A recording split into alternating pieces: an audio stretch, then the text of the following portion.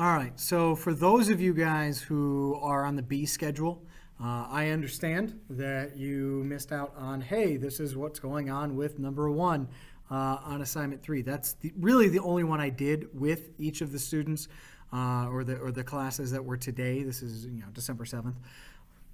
So I wanted to give you guys the exact same rundown set of information. That way, not only do you have an example in your back pocket when you go to do the homework, but then you also have one less homework problem to do, and now you'll only have 4.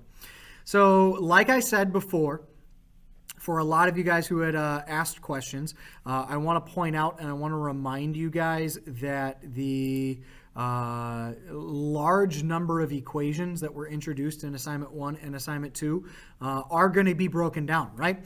So assignment number 1 gave you an intro of all 4 of the equations with the exception of this equation, because that equation that I have highlighted right there, Kepler's third law, is the only equation we needed for assignment 2. Well, similarly, this is the only equation we're going to use for assignment 3.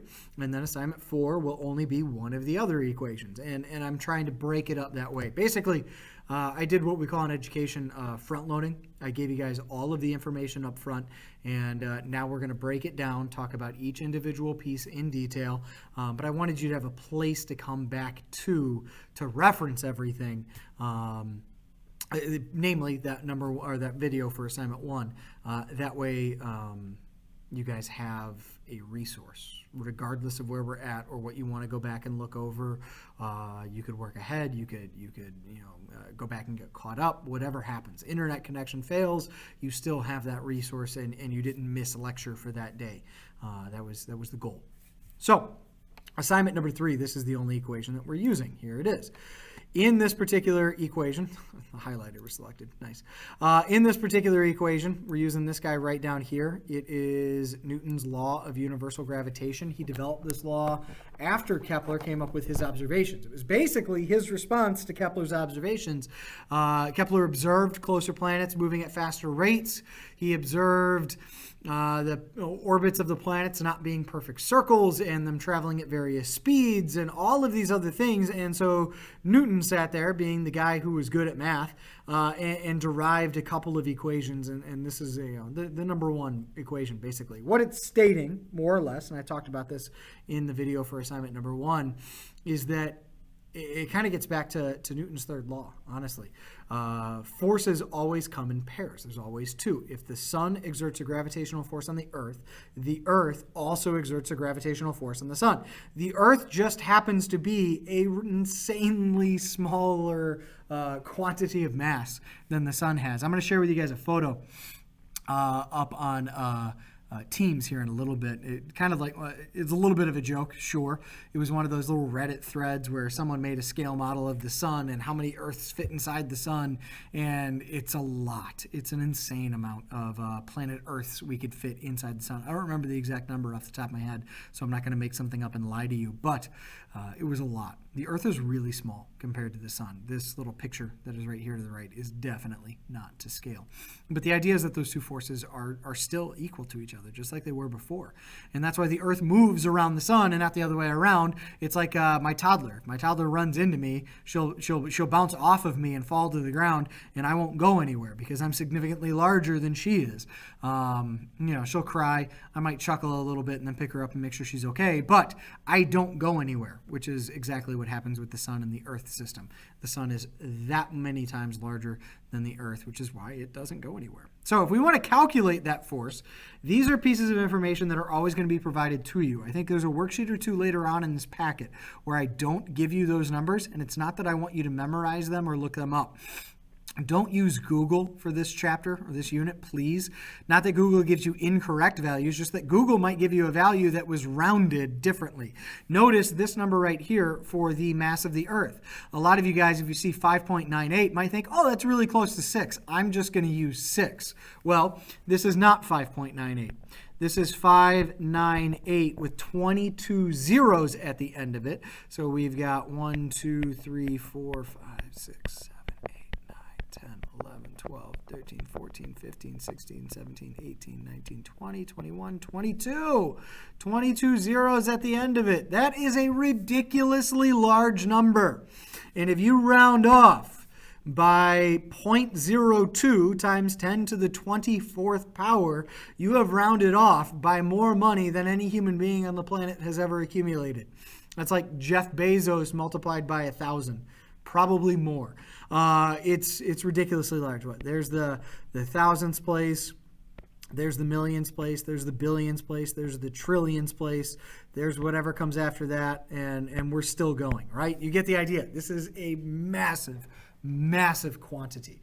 So if Google rounds this by something that doesn't seem to be that much, it's actually a lot. And so all of my homework assignments, all of my quizzes, all of my tests are built off of using the values in the textbook. There's a whole data table in the back of the textbook. If you need the page number, I can always give that to you, but it is there. Remember the textbook scavenger hunt we did at the beginning of the school year? It was there in that little textbook scavenger hunt. All those values are in the book. And I'm going to use those for each one. Now, jumping down to number 1. Again, that was just, hey, you don't have to memorize this stuff. Kind of like the periodic table last year. You wouldn't have to memorize that either. There are 2 ways you could calculate weight. There was the way that we just got done talking about when we were talking about Newton's laws, right? F equals ma, or the weight of an object is mass multiplied by acceleration due to gravity. In class, we would have said, hey, take 90, multiply it by 10, and you get 900 newtons, right? So your answer here should be somewhere around 900 newtons. Even if this were a lab and we wanted to attend to some measurement of precision where you did 90 multiplied by 9.8, you would still get 882 newtons.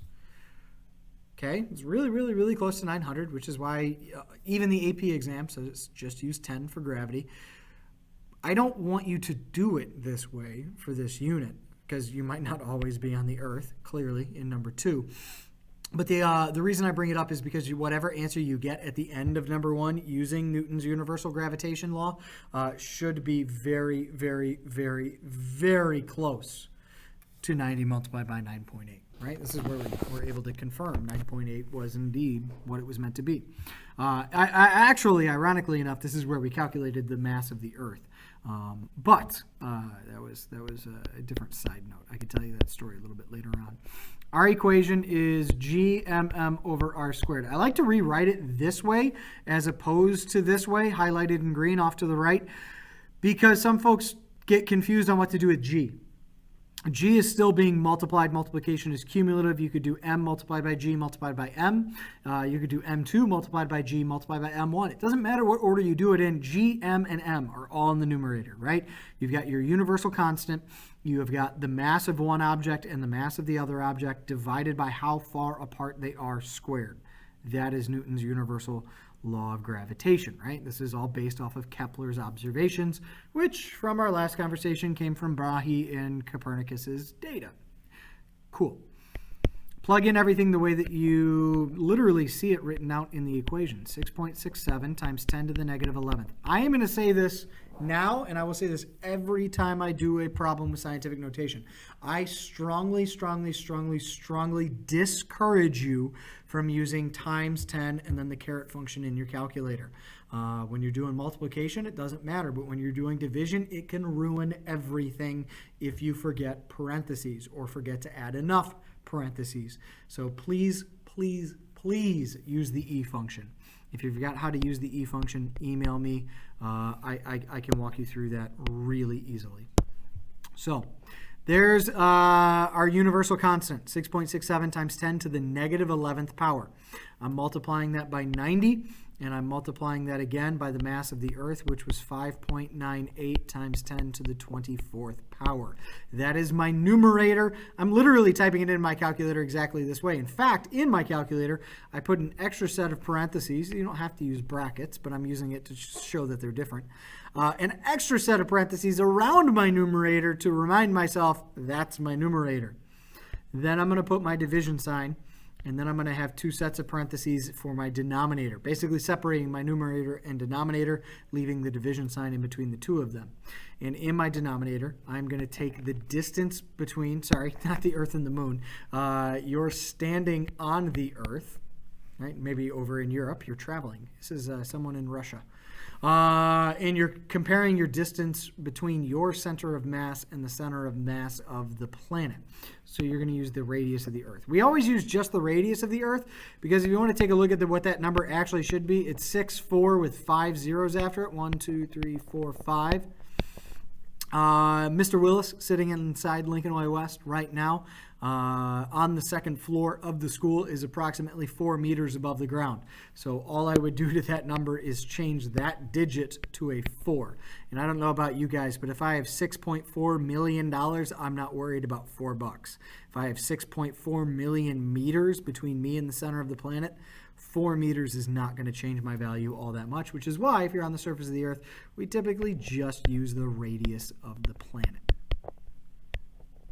Now, I put that value in parentheses. I don't have to if I'm using the E function. This is just Mr. Willis. I'm not going to self-diagnose myself with OCD. I'm not going to be one of those people. It's a kind of an insult to people who do have OCD, but it is a pet peeve. Maybe I'm weird. It's a quirk, whatever you want to call it. I like to continue using parentheses just to make sure I feel confident. You shouldn't need it. There's no reason you need it if you use the E function. But if you don't use the E function, you have to use those parentheses.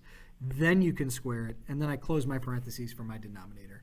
And I get a value, when I type all of this into my calculator once, of 876 newtons. Notice I am off by 6 newtons, but 6 newtons is 0.6 kilograms. That's like 1.5 pounds between these two equations. They are really, really, really, really, really close together. The reason they're still off by 1.5 pounds is because 9.8 is not the acceleration due to gravity on Earth. It should be like 9.79 and some change. So even that's a little rounded. But notice they're all right around 900. So anytime you calculate using Newton's universal gravitation, you can easily double check that using Newton's second law.